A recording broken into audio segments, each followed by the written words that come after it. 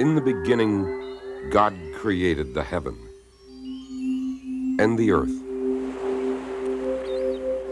And God said, "Let the waters bring forth abundantly the moving creature that hath life." And God created every living creature that hath life.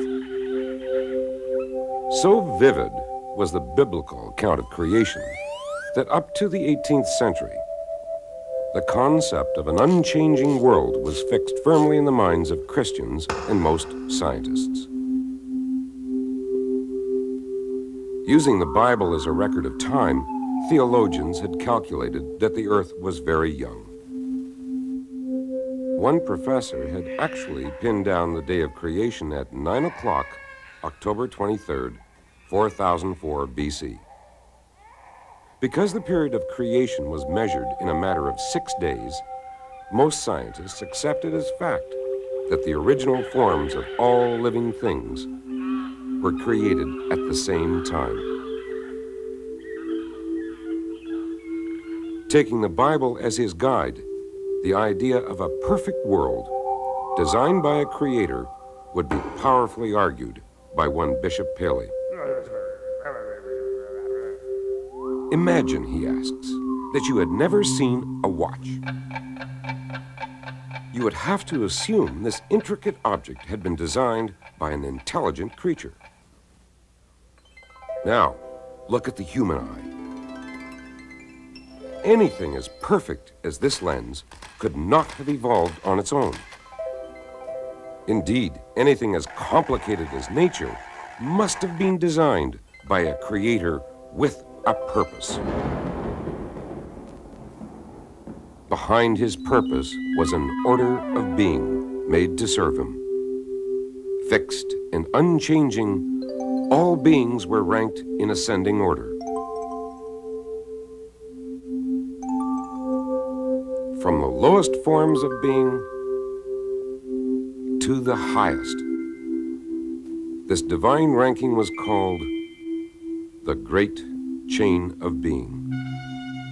However, by the mid-18th century, there was one naturalist who saw a different pattern to creation. Carl Linnaeus, concerned as much with earthly matters as heavenly, compared living things according to shared characteristics. He divided plants and animals into orders, families, genera, and species,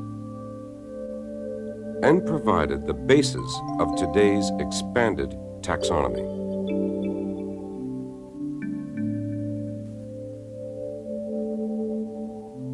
Linnaeus used genus and species to identify and name an organism. His taxonomy, still used today, prodded scientists into looking at things very differently. If species were related through genus, could species have evolved from some form of prototype? The question caused the creation model to creak a little. During this period, there was another assault on the notion of divine or special creation. The newfangled microscope, coupled with crude experiments, would reveal some serious flaws in the theory of fixed species. Believing that they had carefully sterilized their flasks, scientists boiled up a meat broth, only to observe days later a soup crawling with organisms. These results seemed to suggest that life could arise spontaneously from a mix of organic material. Enter at this time Le Comte de Buffon, who, using this erroneous information, came very close to formulating a modern theory of evolution.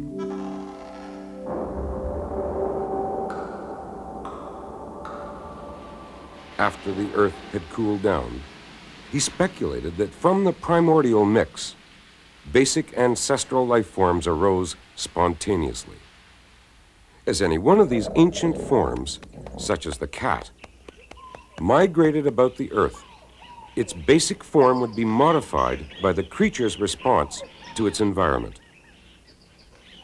The original form, acting like a template, gave rise to what Buffon called degenerate types. Pardon? Buffon had hit upon two very modern notions. A species could diverge from an ancestral form, and a species could be modified by the environment. But there was another contemporary of his who saw in the pattern of nature progression rather than regression. Lamarck believed that each type of life form is the result of spontaneous generation. Beginning as a microscopic germ, the life form is driven by a need to become complex. Modification takes generations. Because the amphibian is simpler than the mammal, it must have had a later start. And lower forms later still. As for simple forms that abound, they would have originated quite recently. In Lamarck's scheme, living things form a hierarchy, similar in many respects to the chain of being. However, each type of organism advances separately and continues to do so. But if his theory of parallel evolution was going to stand up, he needed a mechanism to explain how species could be modified. The mechanism he proposed was the inheritance of acquired characteristics. Imagine a herd of hungry giraffes. Now, one giraffe wishing to reach the food in the higher trees would have to stretch its neck. This constant effort to stretch its neck would affect its anatomy.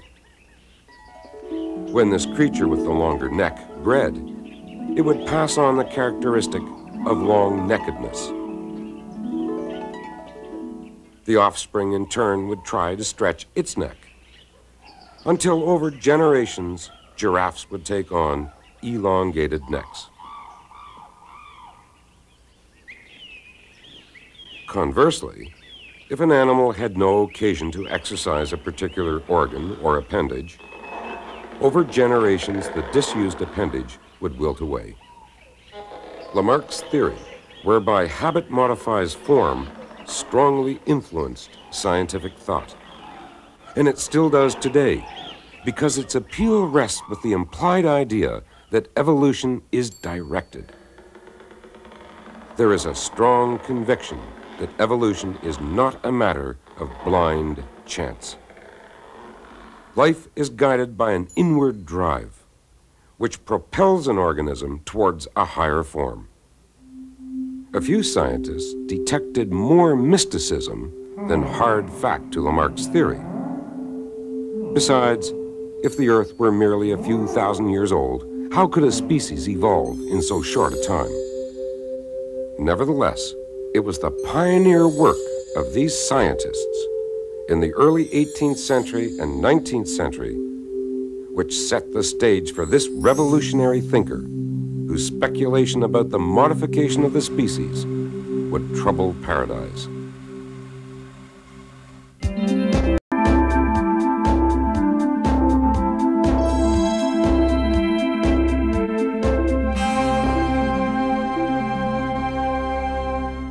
By the turn of the 19th century, it was still generally believed that plant and animal species were the result of special creation. Bishop Paley's argument for divine creation seemed self-evident to the best of minds, except for a young student who found its scientific value useless. Charles Darwin, rather than delighting in philosophy, devoted his time to collecting beetles in particular, and was obsessed with the strongest desire to explain what he observed. After graduation, his love of natural science led him to a posting as a naturalist on the HMS Beagle. During his 5-year epic voyage, Darwin was struck by the variety and distribution of life he discovered in South America.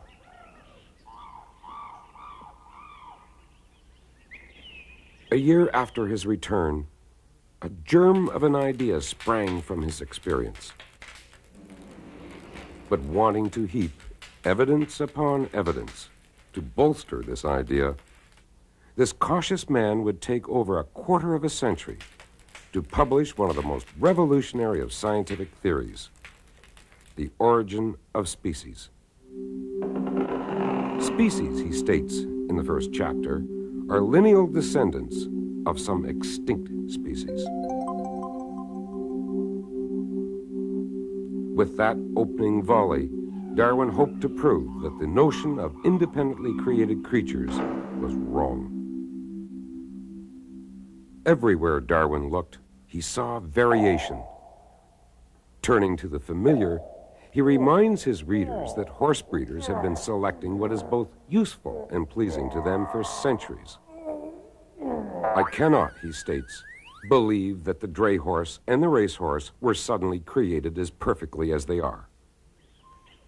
Probably intending to shock some sense into his stodgy readers, he suggests that even primitive man appreciated the value of selection. Furthermore, primitive man understood that the offspring of domestic animals inherit the characteristics of the parents. Nature, by laws unknown, he admits, produces variation. From these variants, man selects what pleases him.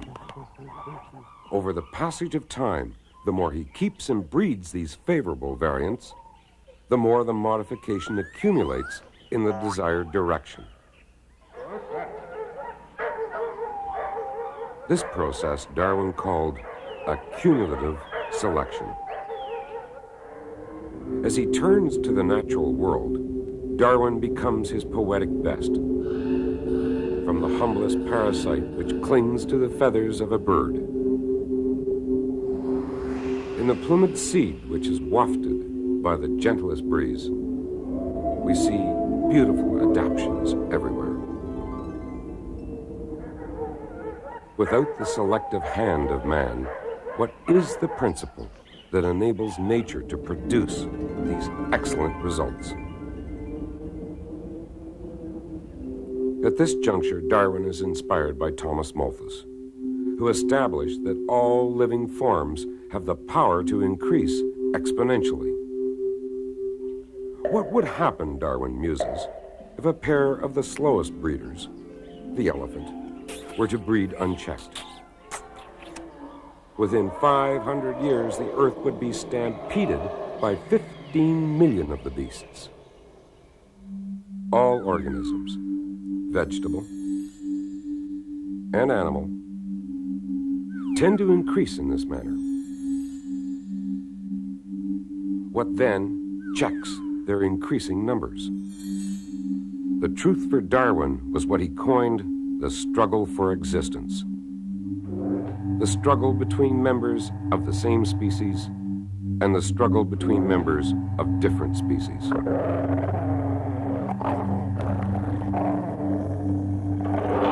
Darwin acknowledges that there were a host of complex, interrelated factors that could make up the struggle. Harsh climate reduces numbers, and scarce food supply takes its toll, until populations reach equilibrium. So, more individuals are produced than can possibly survive. Now, within a species, there always occurs variation. And the variation which tends to preserve the individual will be inherited by the offspring. The offspring, with the inherited advantage, will thus have a better chance of survival. The principle by which each slight variation is preserved if useful and rejected if injurious, Darwin calls natural selection. Thomas Huxley an intellectual giant of the times, after reading The Origin of Species, exclaimed, "How stupid of me not to have thought of it." Among the strongest arguments Darwin uses to shore up his theory of evolution is fossil evidence, the succession of extinct species that appear to be the ancestral forms of living creatures.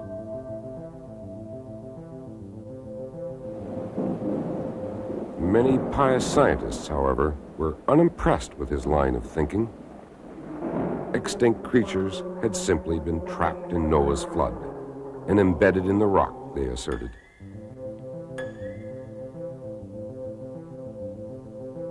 But Darwin could not accept this notion of catastrophe. Instead, he was influenced by the work of Charles Lyell, who propounded the idea of uniformitarianism. While the word is a mouthful, the doctrine is simple. Geological activities are uniform. The processes we see at work today are the very same processes that formed the ancient world. And Darwin held this unshakable view. A man must for years examine for himself great piles of strata and watch the sea at work grinding down old rocks and making fresh sediment before he can hope to comprehend anything of the lapse of time. And in this geological succession, Darwin saw organic succession. Just as geological change is slow and unrelenting, so organic evolution proceeds inexorably.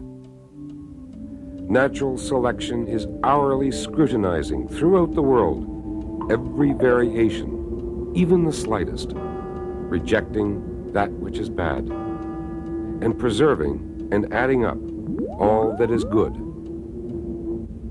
Genera, he concludes, must have branched off from a common parent at a remote epoch.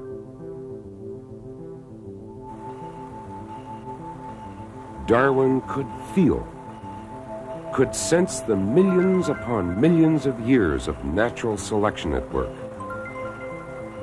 Ample time for great climactic and geographical change, where creatures became modified in relation to the new conditions. Darwin had discovered a grand design, and the grand design was natural selection.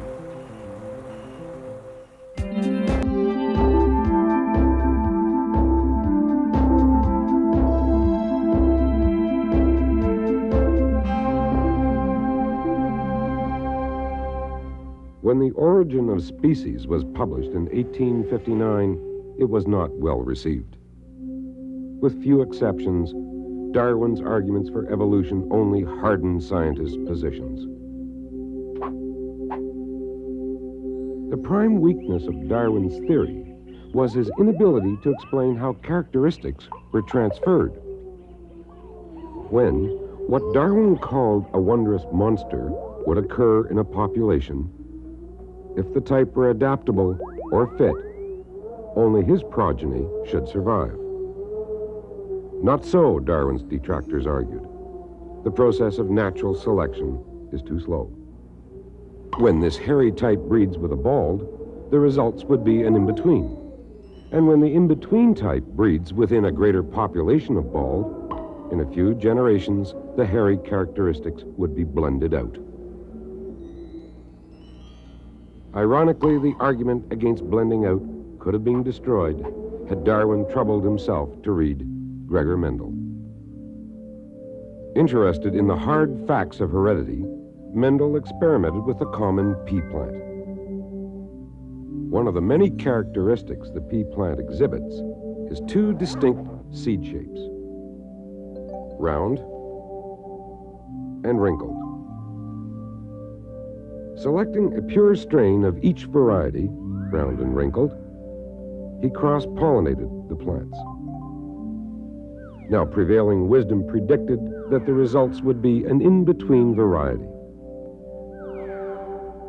except that the next generation yielded only round seeds.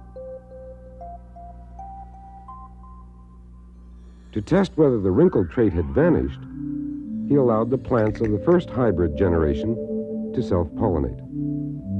Lo and behold, the wrinkled variety reappeared in the second hybrid generation.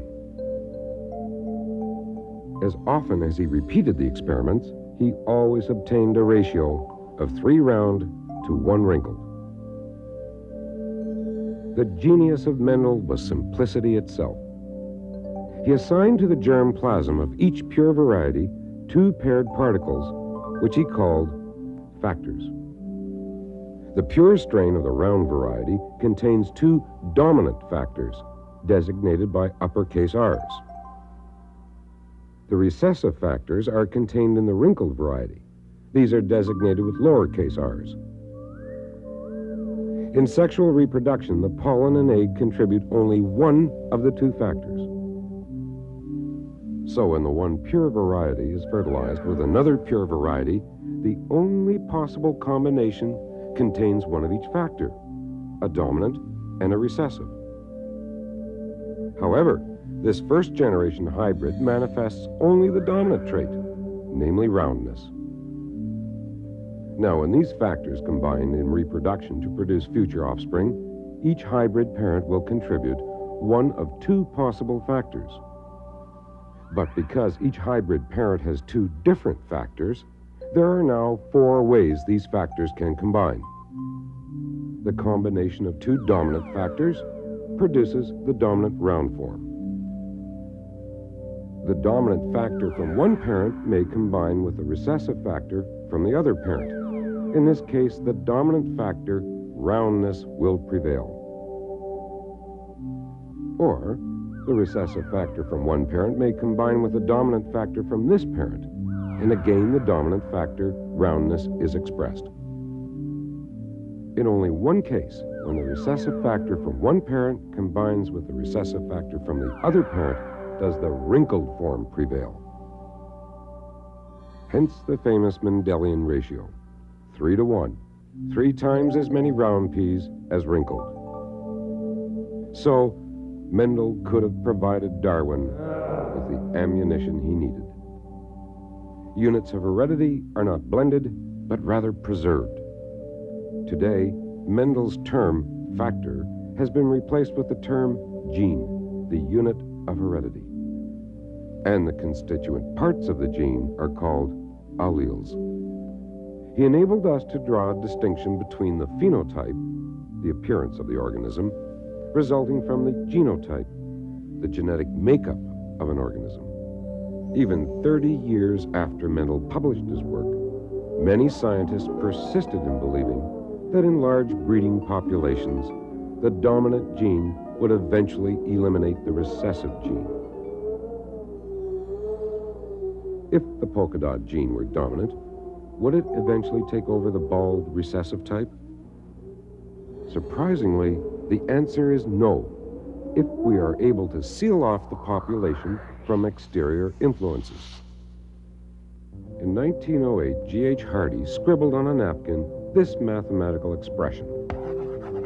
It demonstrated that the ratio of dominant to recessive would remain constant.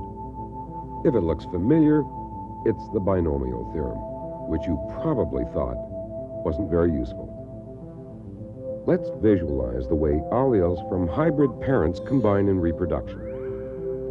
Let P represent the frequency of the dominant allele, and Q represent the frequency of the recessive allele. Simple substitution. P in the place of uppercase R, Q in the place of lowercase r. A little multiplication, a little mop-up, and a little more.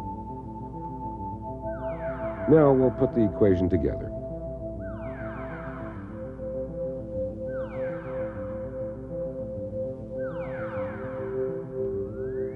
And quickly clean it up. Our population is 100%, so we can substitute the number 1. Oh, so elegant, but perhaps you're not yet convinced. Imagine a gene pool. In it, the dominant allele is carried by 80% of the male gametes, and the recessive allele by 20%. Likewise, the dominant allele is carried by 80% of the female gametes, and the recessive by 20%. The chance of a dominant coupling is determined by multiplying 80% by 80%, rendering 64%.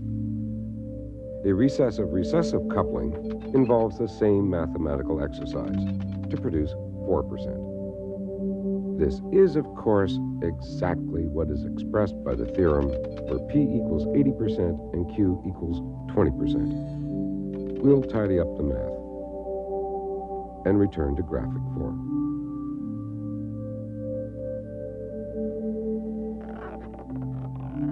No matter how much a population expands, this ratio will remain constant as long as the population isn't disturbed.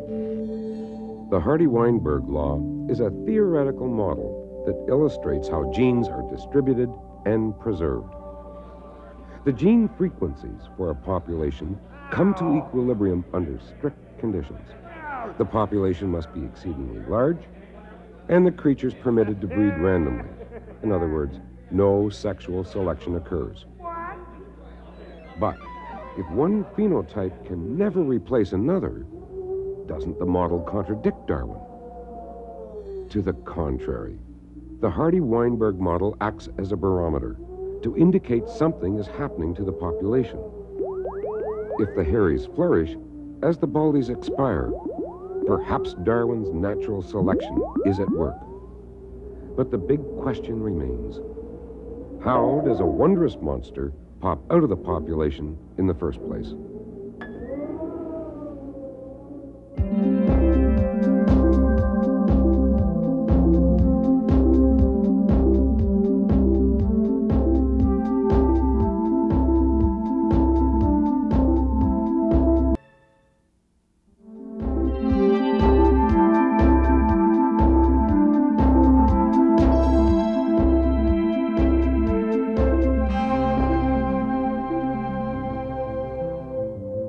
By the middle of the 19th century, Gregor Mendel had unlocked the secrets of heredity.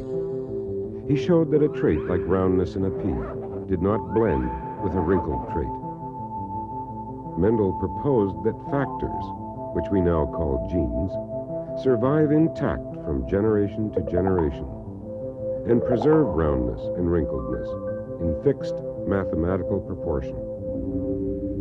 Mendel explained how a trait, or phenotype, could suddenly reappear in a population.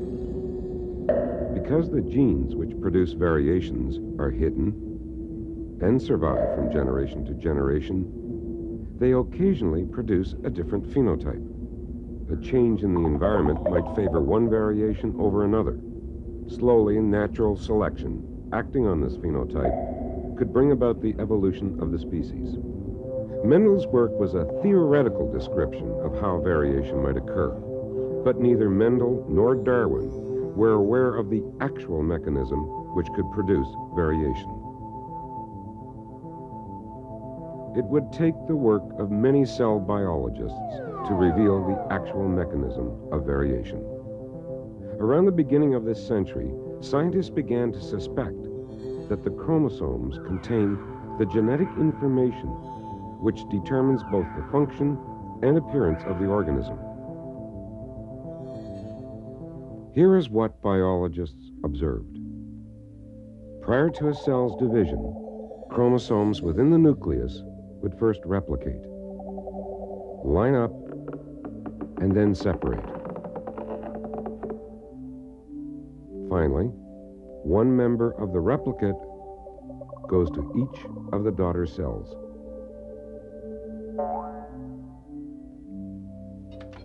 This process is called mitosis. While this method of cell reproduction guarantees continuity, mitosis certainly doesn't provide the variation necessary to fuel evolution. Possessing the identical genetic material of the parent, the offspring would remain mere copies of the parent. In terms of evolution, Mitosis is a relatively blind end. It was nature's invention of sexual reproduction that enabled organisms to generate variability. When two gametes fuse during fertilization, each parent contributes its complementary half of the genetic information to the offspring. But first, there was a hurdle that nature had to overcome. All cells, except gametes, in sexually reproducing organisms are diploid. That is, they contain a set of chromosomes from each parent. We can represent this mathematically by assigning n to each set of chromosomes. If we start with two diploid gametes, an egg and a sperm, and each contributes its full complement of chromosomes, fertilization would produce a tetraploid offspring, and the next generation an octoploid, until we might imagine a cell overstuffed with chromosomes. If sexual reproduction were to be successful, the diploid organism needed to reduce its number of chromosomes as it divided. And how, then, does nature carry off the act? Let us suppose a hypothetical diploid cell contains both the dominant allele and recessive allele for a given trait. During the primary stages, the chromosomes replicate exactly and pair up. In the secondary stages, the chromosomes migrate in opposite directions, and two cells are formed. Finally, these two cells divide again, and this time, the duplicate chromosomes separate to form 4 haploid cells. These 4 haploid cells are gametes. And meiosis is the name given to the process we've just watched. In meiosis, a single diploid cell becomes 4 gametes. Now, when a female gamete combines with one of these male gametes, note how the diploid configuration is restored with a chromosome from each parent. That's a simple model of meiosis. Now consider a more likely diploid cell containing not one, but several pairs of chromosomes. Each of these pairs will, through meiosis, eventually contribute 1 chromosome to each of the 4 gametes. Now, which chromosomes from which pair will wind up together in the same gamete? Impossible to tell, because meiosis, like a giant slot machine, selects them by random assortment. Suppose each window represents a different chromosome pair, and each carries a different trait. Each trait will have an even chance of being recessive or dominant. Crank the random generator.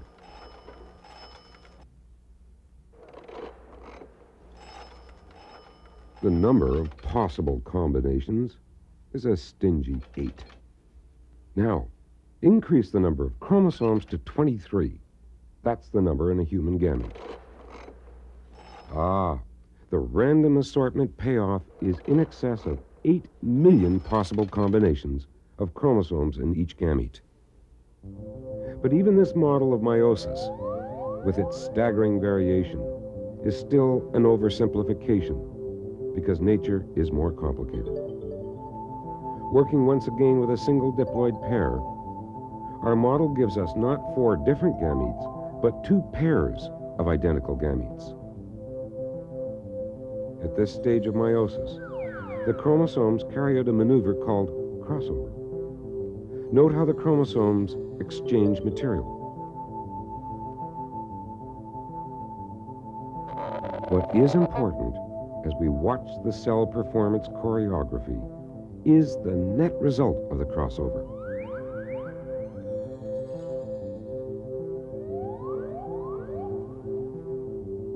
Not 2, but 4 distinct haploids, even more variation. Crossover and random assortment produce mind-boggling variation. The human zygote has 46 chromosomes, and by conservative estimates, 10,000 genes on each chromosome. Because of meiosis, the number of potential genotypes the individual might take on at conception is astronomical, more than all the molecules in the universe. Though Darwin wasn't familiar with meiosis, his intuition was uncanny. Evolution, he postulated, was the result of these countless minor variations, all adding up over the eons. But what was the chemical basis of these countless variations? In 1953, Watson and Crick reported that chromosomes are made up of molecules called DNA, the now familiar double helix. Untwisted, it resembles a ladder, with rungs of 4 key nitrogenous bases: adenine, thymine, guanine, and cytosine. The sequence of these bases makes up the genetic code. During both meiosis and mitosis, the DNA ladder unzips. Each half of the ladder rebuilds its complementary side from chemicals in the organism. One DNA strand becomes 2 double helix molecules. This DNA replication is the foundation of meiosis, a way of reshuffling genes to produce constant variation.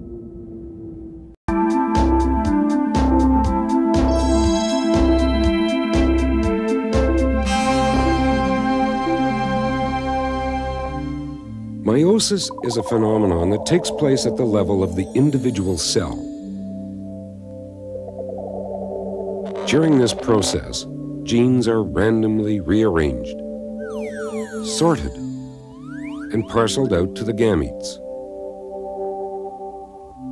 Meiosis, endlessly reshuffling genes, is a main source of variation within a species. But as long as we dwell on the single cell at the microscopic level, it is easy to lose sight of the big picture, namely populations. Organic evolution is a large-scale event that happens to populations over long periods of time. A population represents an immense gene pool, an enormous reservoir of genetic variation. One source of this genetic variation is meiosis. Whether critters or turnips, each population carries the rich mix of genes for the next generation.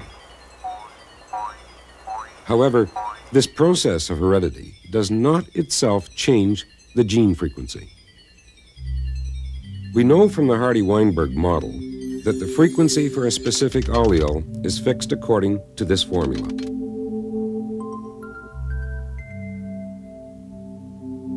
Now, if we could observe a flourishing population of critters over generations and could detect a drop in the proportion of a specific trait, say hairiness, some agent, internal or external, has tampered with the population. Whenever the Hardy-Weinberg prediction fails, some form of selection may be at work, because the proportion of alleles should remain constant. If a population is trending towards, say, baldness, what is it about those bald critters that is allowing them to succeed? Darwin provides a lyrical answer. The vigorous, the healthy, the happy survive and multiply. For example, the fleet of foot, by escaping its predator, lives to pass on his attributes, meaning that alleles for fleetness gain a larger constituency in the gene pool. So, organic evolution can be defined as a change in the frequency of various alleles in a population. One key factor that maintains the fixed frequency of alleles in a population is random breeding. But what can disturb the equilibrium of alleles is yet another form of selection, identified by Darwin as sexual selection. If, for example, a member of one sex exhibits a more vigorous courtship than others of the same sex, by drawing more admirers, he donates a greater share of his genes to the gene pool. This rate of success has been popularly termed survival of the fittest. Not a very scientific term and never coined by Darwin. On the surface, it doesn't mean much. Those who are fit survive, and those who survive are fit. This distribution curve of types in a population illustrates that natural selection tends to remove the extreme types. So fitness should not be judged exclusively in terms of superlatives or supremacy. In many populations, natural selection tends to favor the average. Species tend to be very stable, and natural selection fine-tunes populations according to seasonal changes. For example, sometimes favoring those with more hair, and other times favoring those with less hair. In the case of turtles, for example, natural selection seems to have eliminated the extremes and favored the average over 100 million years. Though much of selection tends to be stabilizing, evolution does take other tacks. If we could watch the distribution curve of a population, we might see natural selection begin to favor one extreme, so that over centuries, the population shifts in one direction. But does selection always skew a population in one direction? Not at all. It may act upon a population in such a way that the population splits in two directions. There is a profound implication behind disruptive selection. When a population takes off in two divergent directions, the phenomenon results in speciation, the formation of a new species, which brings us to a definition of sexually reproductive species: organisms that are capable of interbreeding. Though Darwin tended to differentiate species in terms of their physical attributes, he still must be given credit for recognizing the tug-of-war between mortality and fertility. The outcome, reproductive success, denies the role of a guiding hand in evolution. Still, there is another theory based on probability that supports Darwin's view by bearing out the stark aimlessness of evolution. Again, we use the Hardy-Weinberg formula as the benchmark. The model predicts genetic equilibrium as long as the population is large enough for the laws of probability to work. Now, if through some geological disruption, a small group is isolated from the prime group, when the isolated group breeds, the gene frequency may change, and change rapidly. To simplify matters, let us hypothesize that their sperm and ova contain an equal number of alleles for baldness and hairiness. The law of averages then predicts that the gene proportion should remain 50-50 in the next generation. But statistics in the short run can be downright quirky. Heads might fall 20 times in a row. The same phenomenon might tilt the alleles 60-40 in one generation and further skew the ratio 80-20 in the following generation until one allele is eventually lost altogether. In a population, this statistical shift is called random genetic drift. Over time, the isolated group may become subtly or radically differentiated. Should circumstances reintroduce the two populations, and they are incapable of crossbreeding, the breakaway group would now constitute a new species. The new species may not be more fit than the old stock. It simply comes to occupy a different niche in the world. So far, we have considered only the endless to and fro of what we might loosely call shop-worn genes. Yet, The fossil evidence chronicles a progressive march. One long upward climb from primitive forms to more highly developed organisms. How then does life lift itself up by its own bootstraps? Recycled genes can't pull off that trick. What then is the bootstrap mechanism that injects novelty into the course of evolution?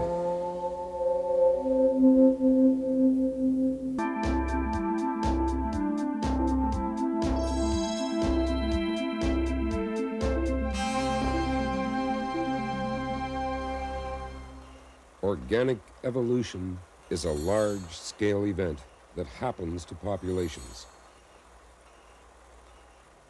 A population represents an enormous reservoir of genetic variation. It is the recombination of genes that continually creates new phenotypes. Though most variations within a species are barely perceptible, these exaggerated critters illustrate how natural selection acts as the arbiter of change, decreeing which members will go the route of extinction and which will survive and thrive. So the process of evolution involves splitting, where extinction, which may be long and lingering, goes hand in hand with improvement. Through branching, a new species sprouts from the bones of the old, so to speak. The eventual disappearance of old forms and the appearance of new ones constitute the heart of Darwin's thesis.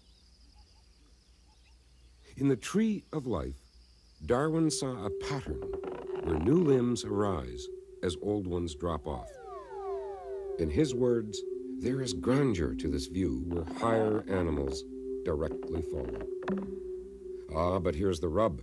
Higher means improvement to the species. And how can higher forms arise from the same shop-worn genes endlessly reshuffled in the gene pool? Once again, Darwin's intuition proved unerring, though his choice of words somewhat unfortunate. It is his wondrous monster which ultimately brings vigor to a population, though in real life it is very rarely this exaggerated. His wondrous monster symbolizes what we now call a mutation. Today we recognize two sources of variation: meiosis, which reshuffles the existing genes, and mutation, which is the more fundamental, because it is the prime source of variation. It is mutation that injects novelty into the population. To understand how mutation affects evolution, we must delve into the molecular world. The sequence of bases along the strand of DNA constitutes the genetic code. In a complex process called protein synthesis, the code sequence is transferred to a messenger molecule. The code is then transported to a miniature protein factory, the ribosome, where a specific amino acid is fetched in the order prescribed by the code. In this way, amino acids are linked in proper sequence to produce a protein such as insulin. These proteins, manufactured by the cell's machinery, are the very stuff of life, determining both the form and function of the organism. So the DNA code is the essence of life. But how can the DNA molecule undergo alteration? Shortwave ionizing radiation can strip electrons from atoms, thereby creating ions. A trail of ions in turn can form chemically active compounds, such as superoxides, which may ultimately alter DNA molecules. Another agent of mutation, long ultraviolet waves, are capable of breaking DNA strands. Finally, there are chemicals that can mimic DNA bases. A single change to a DNA molecule might produce a missing amino acid in a protein and render the cell dysfunctional. Of all the billions of DNA molecules in a complex organism, only those in the DNA of the sex cell need concern us. If in a gamete a change occurs in a base sequence, this change may enter the gene pool of a population as new information. When the change is passed on, it is called a mutation. A mutation, then, is a change to a gene that is inheritable. Are mutations ultimately beneficial or harmful? A mutant gene is beneficial if it gives the offspring some adaptive advantage.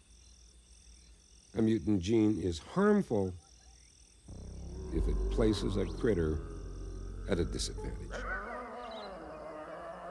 In the course of events, mutation is generally subtle, because large and radical genetic change tends to be fatal to the organism.